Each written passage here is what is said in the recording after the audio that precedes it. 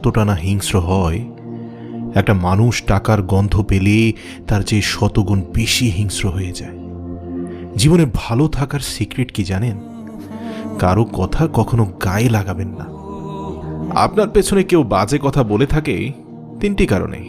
1, যখন তারা আপনার স্থানে পৌঁছাতে পারে না। 2, আপনার যা আছে তাদের সেগুলো হয়তো বা নেই। 3, তারা আপনার মতো হতে চায় কিন্তু হতে পারে না। পৃথিবীর নিয়ম বড় অদ্ভুত। যার টাকা আছে তার মন নেই, আর যার মন আছে তার টাকা নেই। যদি জীবনের প্রয়োজনে নিজেকে বদলে ফেলতে হয় তবে তাই করো।